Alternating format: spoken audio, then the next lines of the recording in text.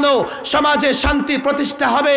আল্লাহর নবীর আদর্শকে আঁকড়ে ধরো, রাষ্ট্রে শান্তি প্রতিষ্ঠা হবে। দলে দলে ক্ষমতার দ্বন্দ্ব, যুদ্ধ, লড়াই, টেন্ডারবাজি, দখলবাজি ইত্যাদি থাকবে না। শক্তিশালী ঈমানি জাতিতে পরিণত হবে।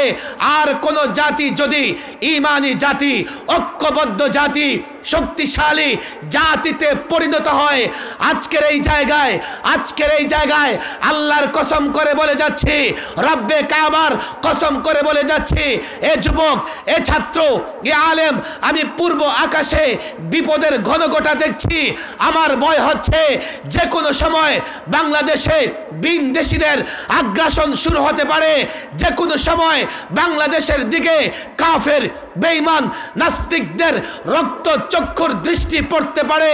এ আলেম, আমি জানি না স্কুলের ছাত্র, কলেজের ছাত্র, আলেম ছাত্র তোমাদের সঙ্গ দিবে কিনা, তবে হ্যাঁ, এতটুকু বলে যাই, ইসলামের ঘাঁটি এই বাংলাদেশকে স্বাধীন রাখবার জন্যে, দখলদারদের হাত থেকে মুক্ত করবার জন্যে যুদ্ধ হয়েছে, যুদ্ধ হবে। তবে হ্যাঁ, এই যুদ্ধে আলেমদের, মাদ্রাসা ছাত্রদের সামনে অগ্রসর হতেই হবে।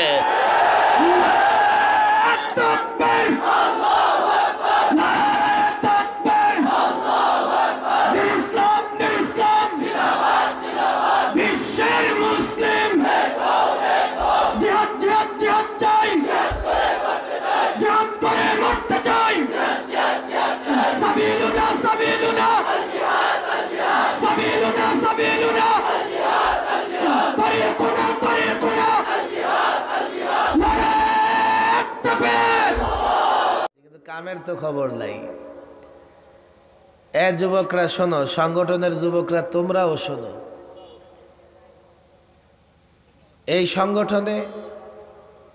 সংগঠন যখন প্রতিষ্ঠা লাভ করে আজ থেকে ১৫০০ বছর আগে, এই নামের সেই সংগঠনে খোদ রসুল করিম সাল্লাল্লাহু আলাইহি ওয়াসাল্লাম একজন যুবক হিসেবে এর সঙ্গে জড়িত ছিলেন, অংশীদার ছিলেন। হাদিসের এক বর্ণনা এসেছে যে রসুলুল্লাহর পরামর্শেই হেলফুল ফুজুল শান্তি সংঘ নামের, শান্তি সংঘ, আরবে মক্কায় শান্তি প্রতিষ্ঠার জন্য এই সংগঠনটি প্রতিষ্ঠা করা হয়েছিল। মাদানী জিন্দেগিতে এক হাদিসের বর্ণনা এসছে, রসুল বলেছেন, যদি এখনো হেলফুল ফুজুলের মতো কোনো সংগঠন প্রতিষ্ঠা করা হয় তা আমি মুহাম্মদ তার সহযোগিতায় থাকব। মকবুল এবং ঐতিহাসিক এক সংগঠন ছিল যার নাম ছিল হেলফুল ফুজুল। হেলফুন মানে মাদ্রাসার ছাত্ররা বুঝবে, শপথ গ্রহণ করা, হলফ থেকে। আর ফুজুল যদি ফাদলুন হয়, ফজল, করুণা, দয়া, শান্তি। কোন কোন বর্ণনা এসছে যে ফুজুল, এখানে এমন কয়েকজন ব্যক্তি ছিলেন যাদের নাম ফজল, মুফাদ্দল, ফাদায়েল, এমন কিছু ব্যক্তি জড়িত ছিলেন। আরবের গোত্রপতি হতে পারে ফাদল, মুফাদ্দল বা মাফাজল, এমন কোন ব্যক্তি থাকতে পারে সংগঠনের পিছনে। আমি সেই ইতিহাসে যাব না। প্রকৃতপক্ষে এর আরবে শান্তি প্রতিষ্ঠার জন্য, প্রকৃতপক্ষে আরবে স্থিতিশীলতা তৈরি করবার জন্য এই যুবকরা একটা শপথ গ্রহণ করেছিলেন।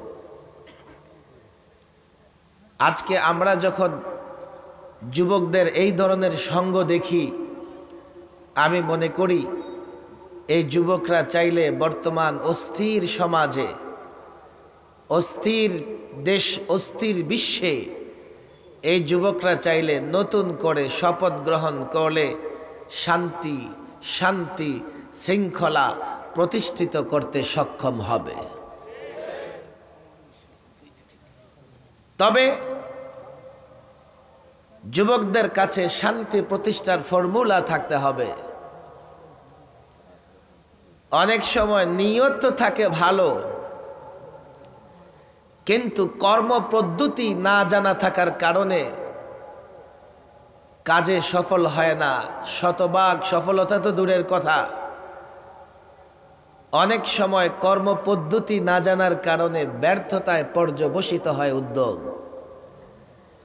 এই জন্যে এই যুবকদের উদ্যোগ, শ্রম, মেহনত কি করে সফলতার মুখ দেখবে, কি করে সমাজ রাষ্ট্রে শান্তি প্রতিষ্ঠা করবে, এমন একটা কর্ম পদ্ধতি, ফর্মুলা যুবকদের সামনে থাকা দরকার। কথা ঠিক না বেঠিক?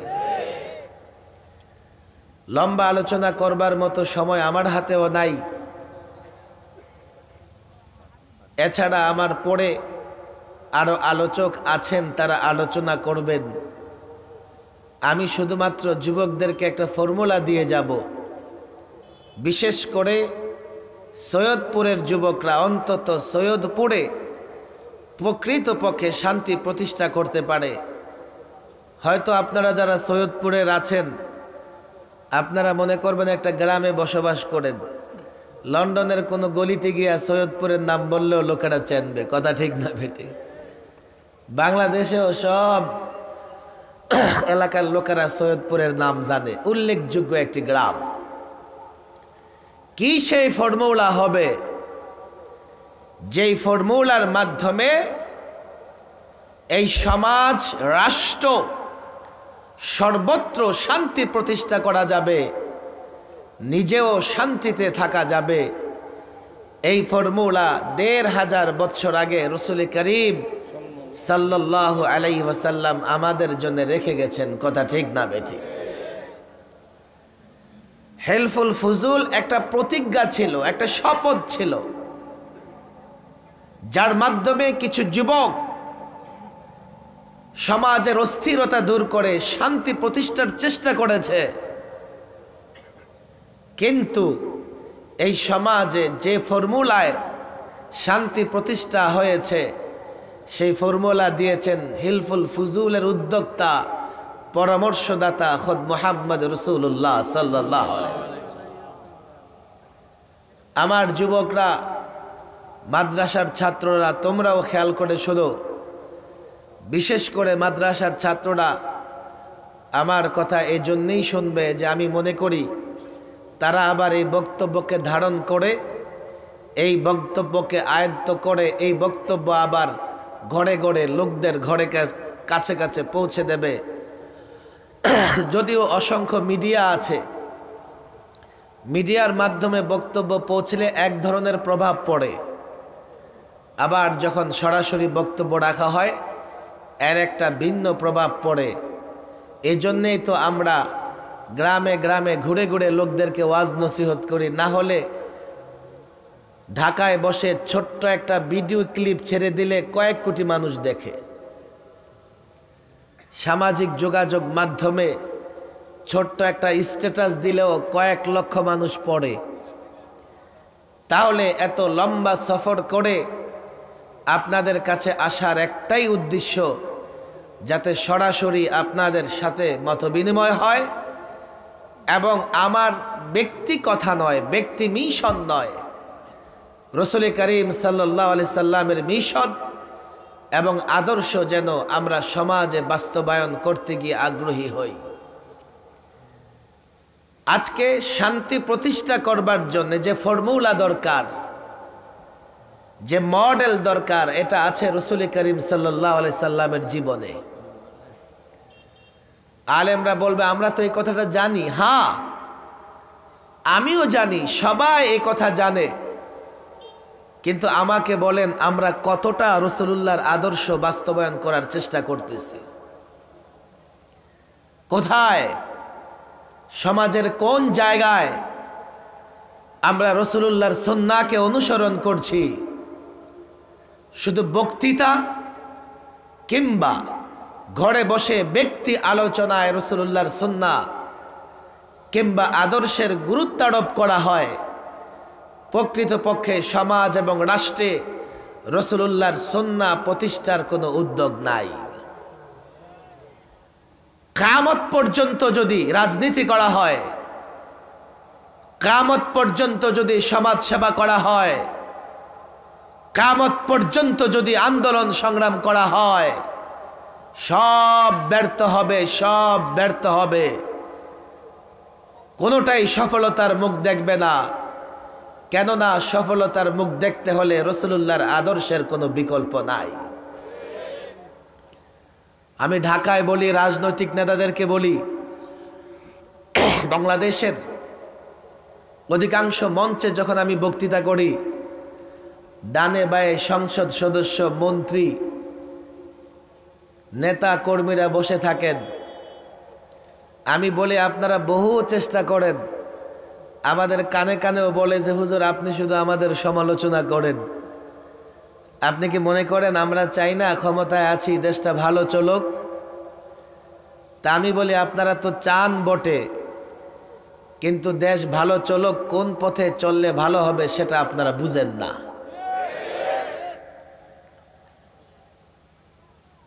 আমি আসার সময় সামাজিক যোগাযোগ মাধ্যমে দেখছিলাম ঢাকার ধানমন্ডির লেকের পাড়ে একটা মসজিদ, সেটি ভেঙে দিয়েছে সিটি কর্পোরেশন। সামাজিক যোগাযোগ মাধ্যমে লোকেরা এর নিন্দা জানাচ্ছে।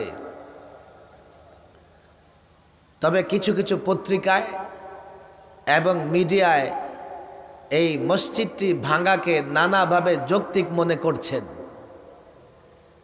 তাদের প্রথম অভিযোগ হচ্ছে যে সরকারি জায়গায় মসজিদ বানাবেন কেন?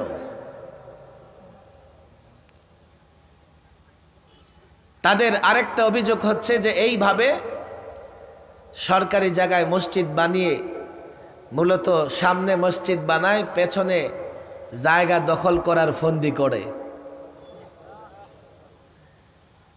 যেহেতু দুটা অভিযোগ মাত্র আমার মাথায় ঘুরপাক খাচ্ছে, আমি এই দুটা অভিযোগ নিয়ে কিছু কথা আজকে বলবই। সকালে যখন বাসা থেকে বের হয়ে এয়ারপোর্টের দিকে আসি, জাতীয় ঈদগাহ ময়দান আছে ঢাকা, জাতীয় ঈদগাহ, জাতীয় প্রেস ক্লাব, হাইকোর্ট, সুপ্রিম কোর্টের মাঝামাঝি জায়গায় বিশাল এক ময়দান। আমি জানি না আপনারা আমার কথা বুঝবেন কিনা, তারপরেও এলাকায় শিক্ষার হার যথেষ্ট। সিলেটের মানুষ ভিন্নভাবে কথা বললেও আমাদের কথা বুঝতে অসুবিধা হওয়ার কথা না। আমার কথা কি আপনারা ক্লিয়ার বুঝতেছেন? না হয় দেখবেন আপনারা আমি বলবো একটা, বুঝবেন আর একটা। এই যে মঞ্চে বসে কথা বলি না, প্রত্যেকটা অক্ষরের জবাব দেওয়া লাগে, প্রত্যেকটা শব্দের জবাব দেওয়া লাগে, প্রত্যেকটা কথার আবার ভিন্ন জায়গায় গিয়ে ব্যাখ্যা করা লাগে। জাতীয় ঈদগাহ ময়দানে খেলাধুলা চলতেছে। আমি যখন ঈদগাহর পাশ দিয়ে আসছি, তো ঈদগাহ মাঠ প্লেয়ারদের দ্বারা পরিপূর্ণ, কি খেলে আল্লাহই জানে। তবে তাদের ড্রেস আপ দেখে মনে হচ্ছিল ফুটবল কিংবা ক্রিকেট খেলে, তবে একাধিক টিম খেলে হয়তো। বিশাল ময়দান জাতীয় ঈদগাহ। এবার ঈদ উল ফিতর এবং ঈদ উল আজহা দুইটার কোনোটাই জাতীয় ঈদগাহতে অনুষ্ঠিত হয় নাই। কেন? করোনা ভাইরাসের ভয়ে এত লোক এক জায়গায় জমায়েত হবে, দরকার নাই, মসজিদে মসজিদে নামাজ আদায় করেন। যদিও আমি তখন বলেছিলাম যে তোমরা এটা বোকামি করতেছ, মসজিদে নয়, যেহেতু ঈদ উপলক্ষে হাজারো মানুষের জামায়াত হবে, তাহলে ময়দানগুলো খুলে দাও। মসজিদে জায়গা ছোট্ট, এত মানুষ একসঙ্গে হলে সেখানে সামাজিক দূরত্ব বজায় রাখা যাবে না। ময়দান খুলে দাও, ঢাকার আশেপাশে রাস্তাঘাটে নানা জায়গায় ঈদের নামাজের ব্যবস্থা করো। আমার মাথায় ধরে না যে তাদের মাথায় কি আছে। যদি দূরত্বের কথাই বলো, সামাজিক দূরত্বের কথা, তাহলে একটু পানি দিয়ে বড় জায়গার ব্যবস্থা করো যেখানে সামাজিক দূরত্ব বজায় রেখে কি করা যাবে, নামাজ আদায় করা যাবে। কথা ঠিক না বেঠিক? আচ্ছা আপনারা বলেন, সামাজিক দূরত্বের কথা বলবে, আবার ছোট্ট জায়গায় বলবে যে নামাজ পড়েন।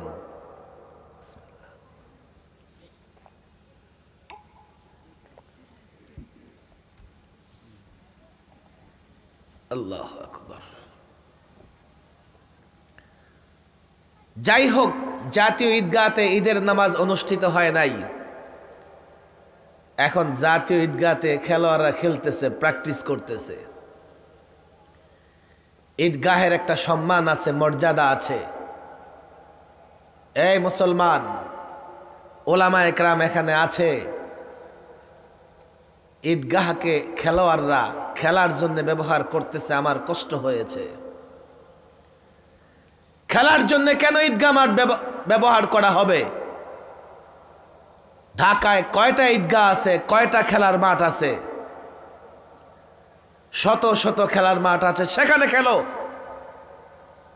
জাতীয় ঈদগাহ মাঠে যদি ব্যবহারই করতে হয় ঈদগাহ মাঠকে, ওয়াজ মাহফিল, কেরাত মাহফিলের জন্য ব্যবহার হবে।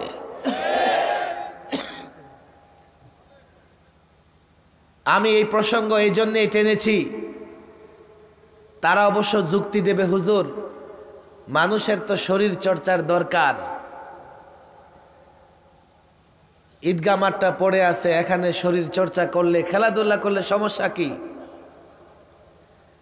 যদি শরীর চর্চার জন্য জাতীয় ঈদগাহ মাঠকে খেলার মাঠ হিসেবে ব্যবহার করা যায়, তাহলে নামাজ আদায় করবার জন্য সরকারি জায়গা কেন ব্যবহার করা যাবে না?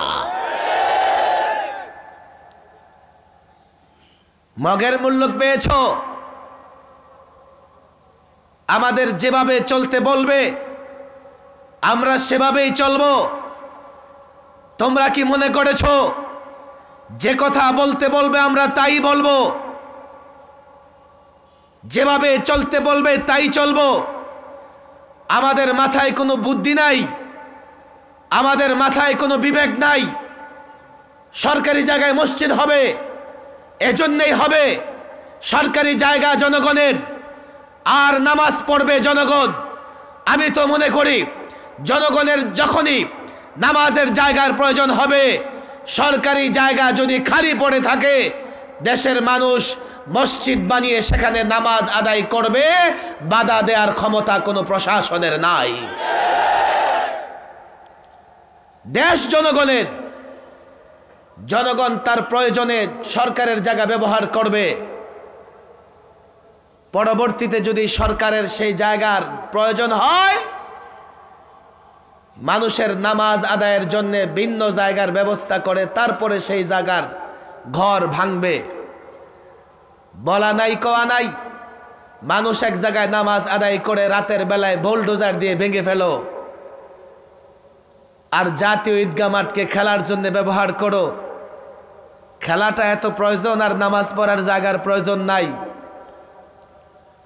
আফসোস লাগে। ওরা আবার দাঁড়ায় বলে আমিও কম না, আমিও আলিফ বা তাসা জিমহা খা জানি। এতটুকু জানছস বিদায় মসজিদের আর নামাজের জায়গার কদর তোরা বুঝস না। আফসোস, আফসোস লাগে। অন্তত আলেমদের ডেকে একটা পরামর্শ তো দিতে পারতি। আলেমরা যখন উঁচু আওয়াজে কথা বলবে তখন বলবে যে আপনারা জঙ্গিবাদ, মৌলবাদ। কিন্তু আলেমরা কখন কথা বলে? আলেমরা কেন উঁচু আওয়াজে কথা বলে? নামাজের জায়গা, নামাজের ঘর ভেঙে আমাদের কলিজায় আঘাত দিবে, আর আমরা তোমাদের নরম ভাষায় বুঝাবো কেন? দেশটা তোমাদের কাছে বিক্রি করে দিয়েছি।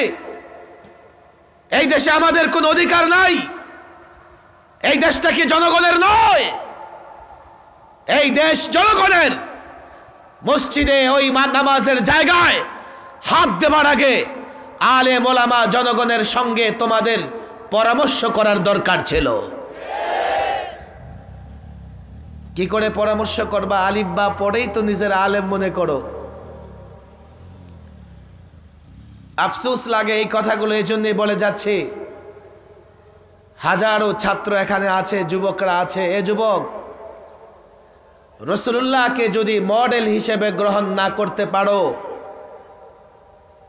পশ্চিমা ইউরোপ আমেরিকা থেকে বুদ্ধি সংগ্রহ করো, তো তোমাদের কাছে খেলার মাঠ গুরুত্বপূর্ণ হবে, মসজিদ কি জিনিস বুঝবা না।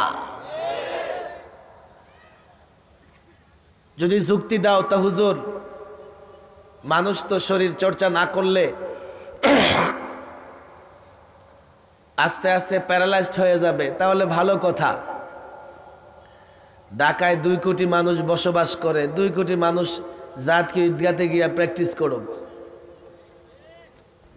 খুলে দাও। শরীর চর্চার দরকার আছে, নামাজের দরকার নাই। আফসোস লাগে, আমরাও সারা দেশে সরকারকে বলি, শুনলে শোনো না শুনলে নাই। আমাদের তো তোমাদের উপরে ক্ষমতা নাই, জবরদস্তি করতে পারবো না। তবে আমরা জনগণকে বলবো, জনগণকে ঠিক করে দেব। জনগণ সুযোগ পাইলে তারাই তোমাদের জবাব দিবে। এ যুবক, ছাত্র জনতা, আজকে একটা ওয়াদা করে যেতে হবে। যেহেতু যুব সংঘের উদ্যোগে নাম হিলফুল ফুজুল,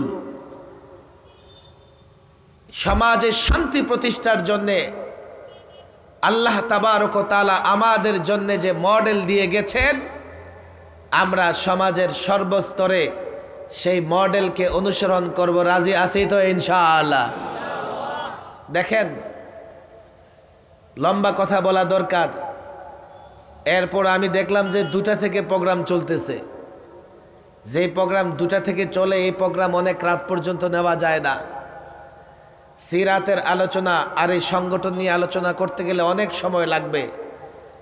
সংক্ষিপ্ত কয়েকটা কথা আপনাদেরকে বলবো, আপনারা এগুলো অন্তরে বেঁধে নিয়ে যাবেন। রাজি আছেন তো ইনশাআল্লাহ? আরে রাজি আছেন তো ইনশাআল্লাহ? এক, কেন আমরা রাসূলুল্লাহর আদর্শ মেনে চলব?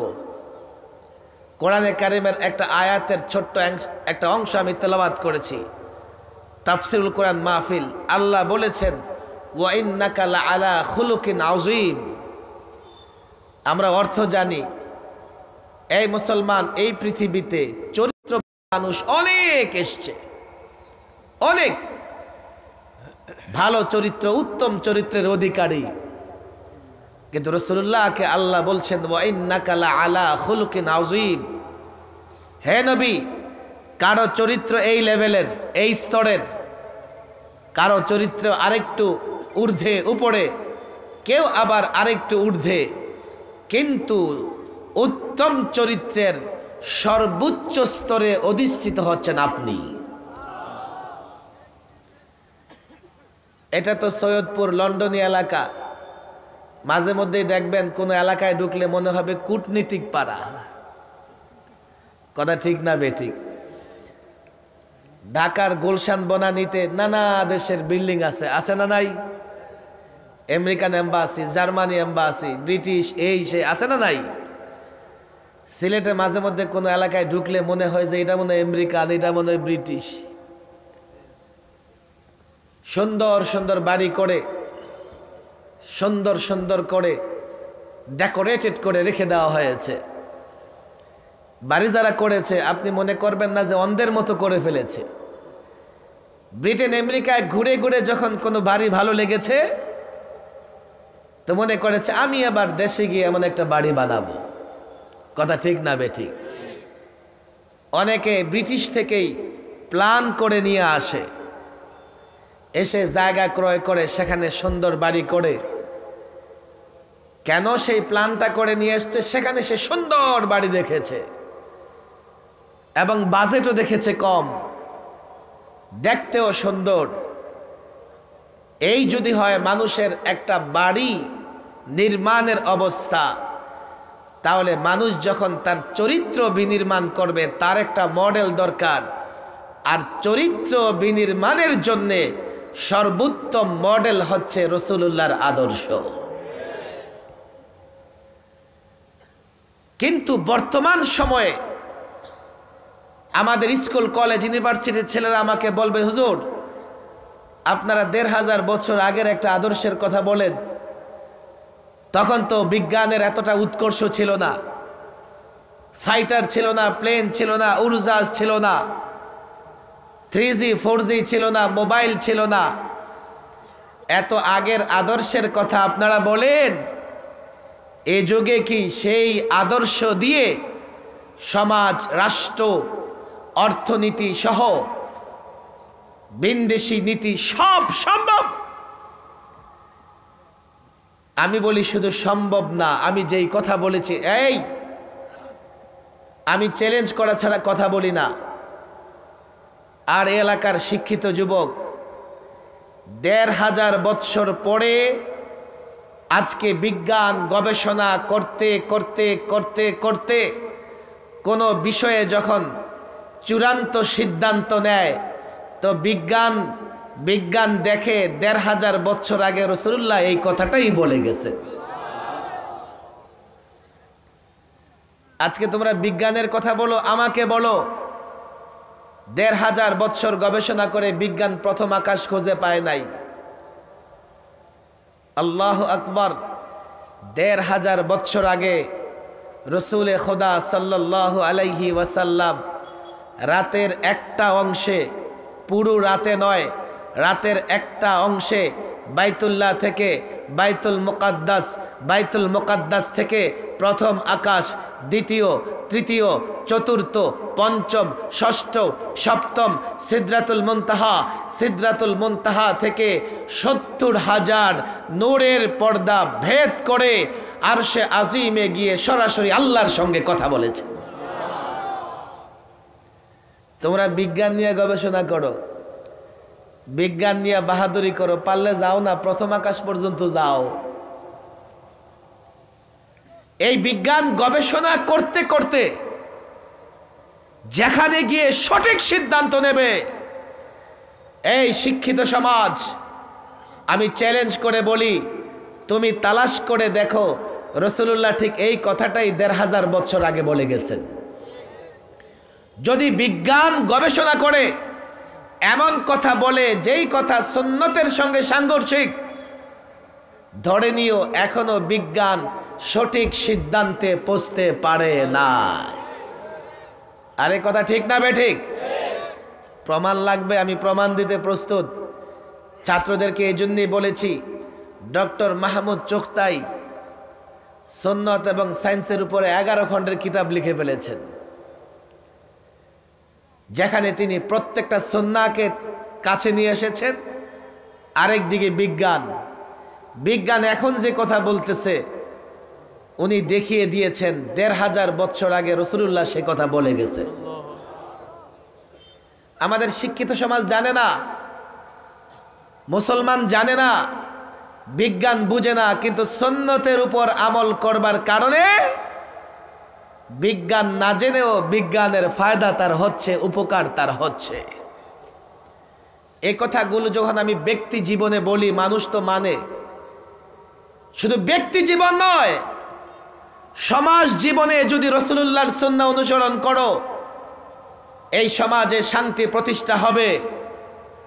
শুধু সামাজিক জীবনে নয়, রাষ্ট্র জীবনে যদি রাসূলুল্লাহর সুন্নাহকে অনুসরণ করো, এই রাষ্ট্রে অশান্তি বিশৃঙ্খলা থাকবে না। আমি তো বলি, তোমরা যারা মনে করো, নেতারা যারা মনে করে এত উন্নয়ন, এত অগ্রগতি, শান্তি নাই কেন, আমি বলি শান্তি প্রতিষ্ঠার ফর্মুলা তোমাদের কাছে নাই। ব্যক্তি জীবনে রাসূলুল্লাহর সুন্নাত যেভাবে ফলদায়ক, সামাজিক জীবনেও রাসূলুল্লাহর সুন্নাহ ফলদায়ক, রাষ্ট্র জীবনেও রাসূলুল্লাহর সুন্নাহ এবং আদর্শ ফলদায়ক। কথা ঠিক না বেঠিক? আমি যুব সমাজকে বুঝাইতে পারি না। হুজুর থামেন, আপনারা কি করেছেন? আমি বলি তোমরা কি করেছো?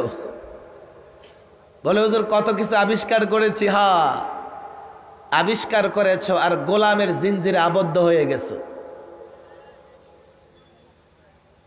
পশ্চিমা নীতি, ব্রিটিশ ল আর আমেরিকার অনুসরণ করে তোমরা কি করেছো? আমাদের অতীত দেখো, যখন কোরআন সুন্নাহ দিয়ে রাষ্ট্র পরিচালনা হয়েছে, শাহজালাল ইয়ামানির মাটি, হুসাইন আহমদ মাদানির মাটি, এই মাটির যুবকরা ব্যক্তি চিন্তা করতে পারে না। হুসাইন আহমদ মাদানি রাহিমাহুল্লাহ ব্যক্তি চিন্তা করেন নাই। ব্যক্তি চিন্তা করলে মদিনা শরীফে হাদিসের দর্শ দিতেন, সেখানে আরামি ছিলেন। ভারতবর্ষে এসে ইংরেজদের বিরোধিতায়, ইংরেজদের বিরুদ্ধে যুদ্ধ সংগ্রাম করতেন না। এই মাটির যুবক যখন ব্যক্তি চিন্তা করে, আমি অবাক হই। শাহজালাল ইয়ামানির মাটির যুবকরা যখন গৌর গোবিন্দের বিরুদ্ধে আওয়াজ না তোলে, আমি অবাক হই। এই মাটির যুবক যখন পত্তলিক বামপন্থী রামপন্থীর বিরুদ্ধে আওয়াজ না তোলে, চুপ করে থাকে, আমি অবাক হই। ইতিহাস তুমি জানো না। তুমি মনে করতে পারো 3G 4G আর স্যাটেলাইট পাঠিয়ে উন্নতি করেছো, অগ্রগতি করেছো। খেয়াল করে দেখো, তাবেদার হয়ে গেছো। কেউ ভারতের কাছে, কেউ রাশিয়ার কাছে, কেউ আমেরিকার কাছে। স্বাধীন সত্তা নিয়ে তোমরা বেঁচে থাকতে পারছো না। ইতিহাস দেখো, 1500 বছর আগে একা আল্লাহর পয়গম্বর মুহাম্মদ আরবি মক্কায় দ্বীনের দাওয়াতি কাজ শুরু করেছেন। এক মুহাম্মদ আরবি কোরআন, সুন্নাহ, আদর্শ, উত্তম চরিত্র দেশ, জনগণ, ব্যক্তির সামনে তুলে ধরেছেন। একজন করে ইসলামে দীক্ষিত করেছেন, শান্তির ধর্মে দীক্ষিত করেছেন। শুধু মক্কায় থাকতে পারে নাই, মদিনায় হিজরত করেছেন, মদিনায় ইসলামী রাষ্ট্র প্রতিষ্ঠা করেছেন। তারা মদিনাকেও শান্তিতে থাকতে দেবে না, ইসলামী রাষ্ট্রকে ধ্বংস করে দেবে। আল্লাহর কসম, ইতিহাস শুরু, শেষ নয়। এরপরে পর্যায়ক্রমে মক্কা বিজিত হয়েছে, হিজাজ বিজিত হয়েছে, আফ্রিকা বিজিত হয়েছে, আমেরিকা বিজিত হয়েছে।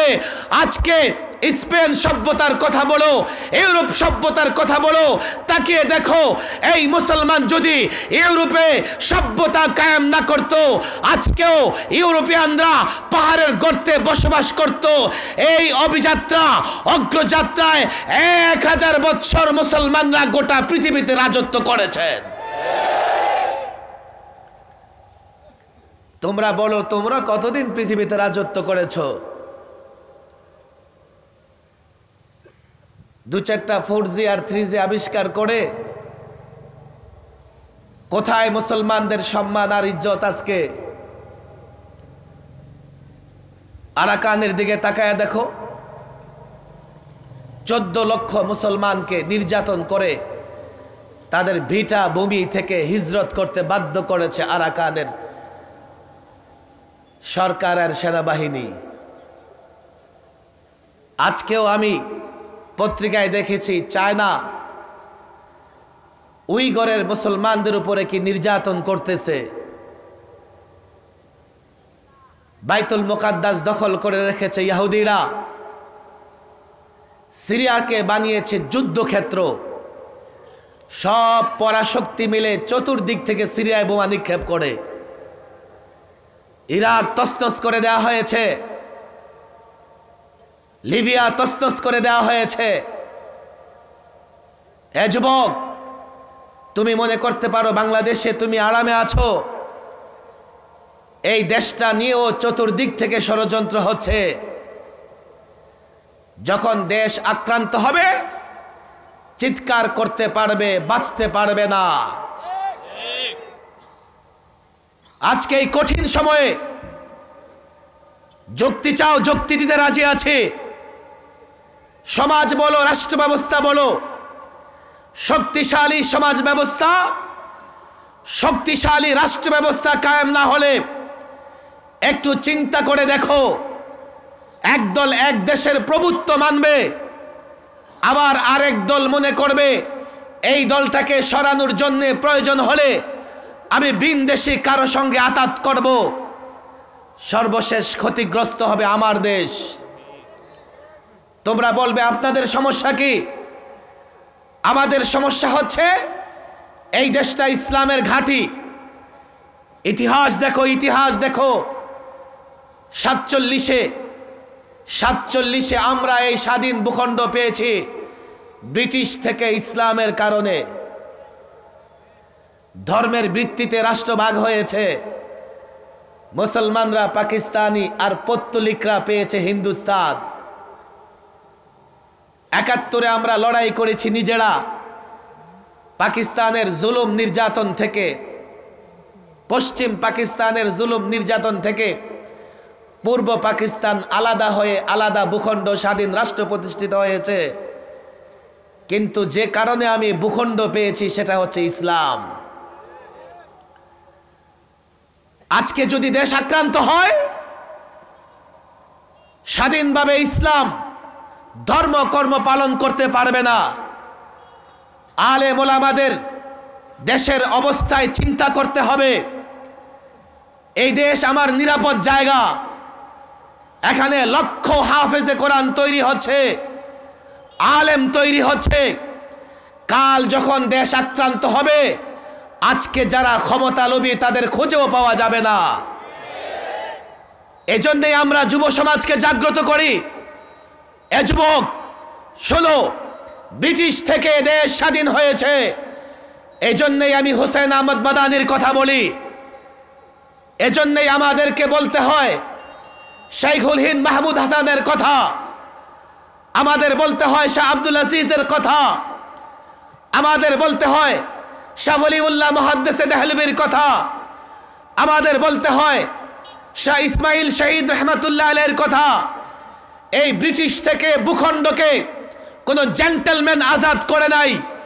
আলেম রক্ত দিয়েছে, হাফেজে কোরআন রক্ত দিয়েছে। আমরা যখন দেশের কথা বলি, ইসলামের কথা বলি, দেশ প্রেমের জায়গা থেকে কথা বলি, ইসলাম প্রেমের জায়গা থেকে কথা বলি, আমরা মনে করি দেশ রক্ষা করতে হলে, আমরা মনে করি স্বাধীন দেশের সার্বভৌমত্ব রক্ষা করতে হলে আল্লাহর নবীর আদর্শ দেখো। এ আলেম, ছাত্র জনতা, যুব সমাজ বলে যাই শোনো শোনো, এক মোহাম্মদ আরবি, এরপরে সাহাবায়ে কেরাম এক এক করে 500 বছর 700 বছর স্পেন শাসন করেছে। এই ভারত 1000 বছর মুসলমানরা শাসন করেছে। শক্তি ছিল ইসলাম, আল্লাহর নবীর সুন্নাহ, আল্লাহর নবীর আদর্শ। আজকে শপথ করো, কসম করো, হলফ করো, হিলফুল ফুজুলের যুব সংগঠনের প্রত্যেকটা যুবক নতুন করে শপথ করো, আল্লাহর নবীর সুন্নাহ, আল্লাহর নবীর আদর্শ আঁকড়ে ধরবো। সমাজে শান্তি প্রতিষ্ঠা হবে, রাষ্ট্রে শান্তি প্রতিষ্ঠা হবে। বিনদেশি দুশ্মন, বিনদেশি কাফের, বেঈমান যদি আমার মাতৃভূমিতে আক্রমণ করে, হামলা করে, দেশের 90% মুসলমান কাঁধে কাঁধ রেখে তাদের বিরুদ্ধে যুদ্ধ করা হবে।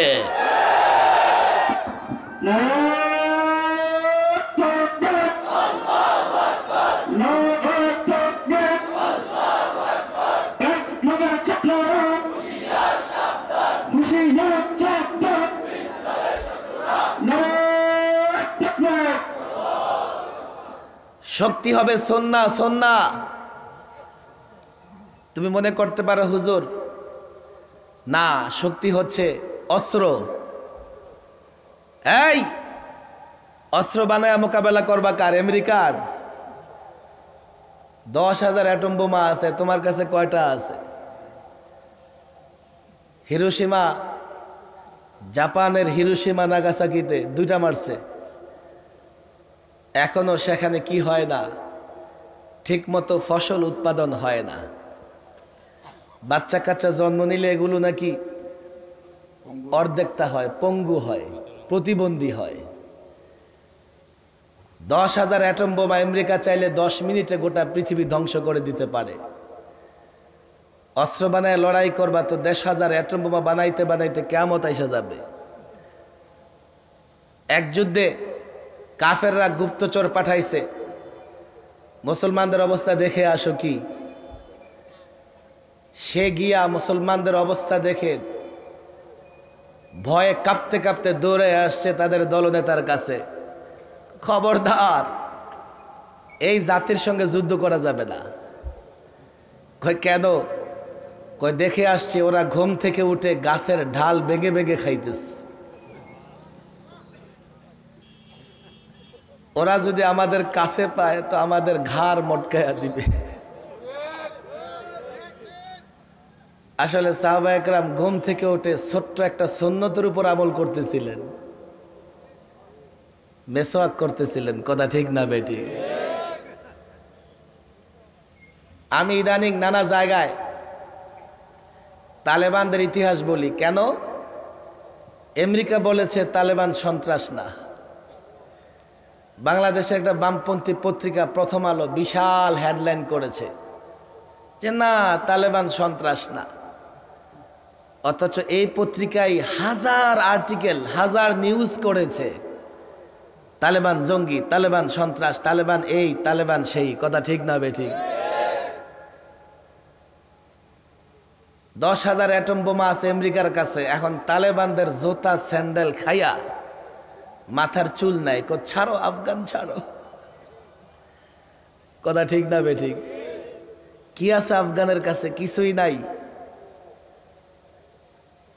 কিন্তু যাদের সিনায় ঈমান আছে তাদেরকে পরাজিত করা যায় না। তালেবানরা যখন যুদ্ধ শুরু করে, মোল্লা ওমর মাদ্রাসার শিক্ষক ছাত্রদের পড়াইতেছে,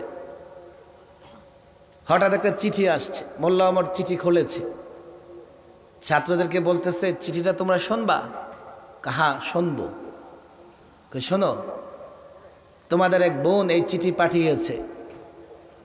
সে বলছে, এই আলেম ছাত্র জনতা, তোমরা তো বসে বসে আরামে আরামে পড়াশোনা করতেছো, তোমরা কি জানো আমাদের কি অবস্থা? আমাদেরকে পাহাড়ের গুহায় আটকে রেখে দিনের পর দিন পাশবিক নির্যাতন করা হচ্ছে, ধর্ষণ করা হচ্ছে। তোমরা কি তোমাদের মা বোনদেরকে উদ্ধার করবা না? চিঠি তুলে ধরে ছাত্রদের বললেন, এ তালেবান, তালেবুল ইলম, আফগানে সেটাকে বলা হয় তালেবান, মানে ছাত্র, তোমরা কি তোমাদের বোনদেরকে উদ্ধার করবা না? ছাত্ররা বলল, ঠিক আছে হুজুর, আমরা আমাদের বোনদেরকে উদ্ধারের চেষ্টা করব। কিন্তু কি দিয়া উদ্ধার করবে? সারা বাংলাদেশের 10,000 মাদ্রাসা তল্লাশি করলেও একটা পিস্তল পাওয়া যাবে না। আজ পর্যন্ত পেয়েছে কোথাও? সিলেটের একটা ইউনিভার্সিটির একটা হল রুমে গিয়া তল্লাশি চালান, অন্তত 1 ট্রাক অস্ত্র পাওয়া যাবে, এমনকি কন্ডম সহ। আবার ট্রাঙ্কের ভিতরে বাচ্চাও পাওয়া যায়। কথা ঠিক না বেঠিক? আমি মিথ্যাবাদী হব কেন? সত্যবাদী বা হব কেন? পত্রিকার নিউজ যে ট্রাঙ্কের ভিতরে বাচ্চা পাওয়া যায়, বাথরুমের পাইপলাইন বন্ধ হয়ে যায়। মানবতার সঙ্গে কতটা ধৃষ্টতা তারা দেখায়। আর ইদানিং উল্টা আলেম ওলামাদের বিরুদ্ধে স্লোগান দেওয়া শুরু করছে। এ ভাই, আমি বলি না আলেমরা মাসুম, কোনো গুনাহ করতে পারে না, কিন্তু আমাকে বলো, সমাজে যে অন্যায় অবিচার হচ্ছে এর কত ভাগ আলেমদের দ্বারা হয় আর কত ভাগ অন্যদের দ্বারা হয়? 2-4টা অপরাধ আলেমদের দ্বারা হয়ে যায়, আর কিছু মিডিয়ার কাজ হচ্ছে আলেমদের চরিত্র হনন করা।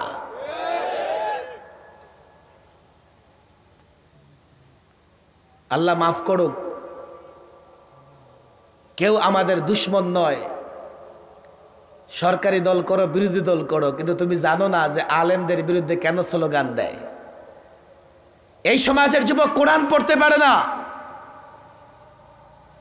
হাদিস জিন্দেগিতে খুলে দেখে নাই, তার কাছে ইসলাম কোত্থেকে আসবে? আলেমকে দেখে দেখে সে ইসলাম শিখে।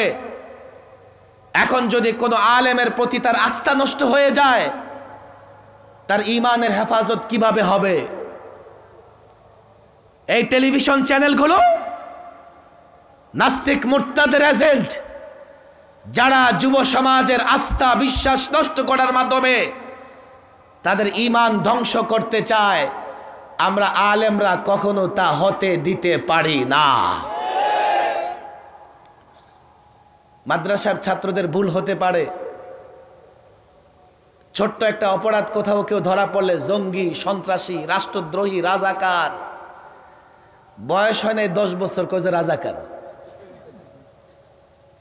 কয় না না রাজাকার না, ও তো বয়স কম। কয় রাজাকারের বাচ্চা। ওর বাবারও বয়স কম, কোথায় রাজাকারের নাতি। ওর দাদা মারা গেছে 71-এর আগে, 71-এর আগে। কয় মনে হয় ওর গ্রামে রাজাকার আছে। 10 বছরের যে বাচ্চা, তার বাবার বয়স কত হবে? 40। 71-এ যুদ্ধ হইলে তো 49 বছর বয়স হয়ে গেছে, তার বাপ রাজাকার হয় কেমনে? তার দাদা যদি থাকে, এটা তো 71-এর আগে মারা গেছে। এই যুবকদেরকে কথাগুলো এই জন্যই বলছি, লম্বা কথা আমি বলবো না। তালেবানদের ইতিহাস আমি এই জন্যই বলি, আজকে আমেরিকা জুতার বাড়ি খেয়ে খেয়ে যখন দেখে যে মাথায় আর চুল নাই, কয় যে তালেবান সন্ত্রাসী না। অথচ তালেবানদের উত্থান এখন আমি এই জন্যই বলি, আমিও বলি তালেবানরা তো দেশপ্রেমিক শক্তি, ইসলাম প্রেমিক শক্তি। তারা দেশের জন্য, তখন তালেবান কেন সামনে আসছে? পুরা আফগানিস্তান একটা যুদ্ধ বিগ্রহ দেশে পরিণত হয়েছিল। নারীর ইজ্জত, নারীর সম্মান ছিল না, যার জন্য মাদ্রাসার ছাত্র আলেম ওলামা যুবকদেরকে সঙ্গে নিয়া তালেবান এক বাহিনী তৈরি করে আফগানিস্তানে শান্তি প্রতিষ্ঠা করেছে। আমেরিকা মনে করেছে কি জানেন, আমার কাছে 10,000 বোমা আছে, এই 2-3 দিনের মধ্যে তালেবান খতম, আফগান দখল করে নেব। আজকে 20 বছর যুদ্ধ করে তারা পরাজিত হয়ে যাচ্ছে। তালেবানদের শক্তি কি? সেই শক্তির কথাই তোমাদের বলছি। সাহাবায়ে কেরামের শক্তি কি ছিল? সেই শক্তির কথাই তোমাদেরকে বলেছি। সাহাবায়ে কেরাম প্রত্যেকটা মুহূর্তে জীবনের পড়তে পড়তে রাসূলুল্লাহর সুন্নাহ আঁকড়ে ধরেছেন, তাবিঈন ধরেছেন, তাবিঈন ধরেছেন, আইম্মায়ে মুজতাহিদ ধরেছেন। আজকে কোনো ফর্মুলা নাই, অ্যাটম বোমার প্রয়োজন নাই, কোত্থেকে আসবে? মিসাইল নাই, হাইড্রোজেন বোমা নাই, ফাইটার নাই, 2-4টা যাও আছে, অন্যর আকাশের সীমানায় উড়ে যেতে পারবে কিনা সন্দেহ হয়। কিন্তু এই অবস্থায় একটাই হাতিয়ার আছে, সুন্নাহ। আল্লাহর নবীর সুন্নাহ মানো, ঘরে শান্তি প্রতিষ্ঠা হবে। আল্লাহর নবীর সুন্নাহ মানো, সমাজে শান্তি প্রতিষ্ঠা হবে। আল্লাহর নবীর আদর্শকে আঁকড়ে ধরো, রাষ্ট্রে শান্তি প্রতিষ্ঠা হবে। দলে দলে ক্ষমতার দ্বন্দ্ব, যুদ্ধ, লড়াই, টেন্ডারবাজি, দখলবাজি ইত্যাদি থাকবে না। শক্তিশালী ঈমানি জাতিতে পরিণত হবে। আর কোন জাতি যদি ঈমানি জাতি, ঐক্যবদ্ধ জাতি, শক্তিশালী জাতিতে পরিণত হয়, আজকের এই জায়গায় আল্লাহর কসম করে বলে যাচ্ছি, রব্বে কাবার কসম করে বলে যাচ্ছি, এ যুবক, এ ছাত্র, এ আলেম, আমি পূর্ব আকাশে বিপদের ঘনঘটা দেখছি। আমার ভয় হচ্ছে যে কোনো সময় বাংলাদেশে বিনদেশীদের আগ্রাসন শুরু হতে পারে। যে কোনো সময় বাংলাদেশের দিকে কাফের, বেঈমান, নাস্তিকদের রক্ত চক্ষুর দৃষ্টি পড়তে পারে। এ আলেম, আমি জানি না স্কুলের ছাত্র, কলেজের ছাত্র, আলেম ছাত্র তোমাদের সঙ্গ দিবে কিনা, তবে হ্যাঁ, এতটুকু বলে যাই, ইসলামের ঘাঁটি এই বাংলাদেশকে স্বাধীন রাখবার জন্যে, দখলদারদের হাত থেকে মুক্ত করবার জন্যে যুদ্ধ হয়েছে, যুদ্ধ হবে। তবে হ্যাঁ, এই যুদ্ধে আলেমদের, মাদ্রাসা ছাত্রদের সামনে অগ্রসর হতেই হবে।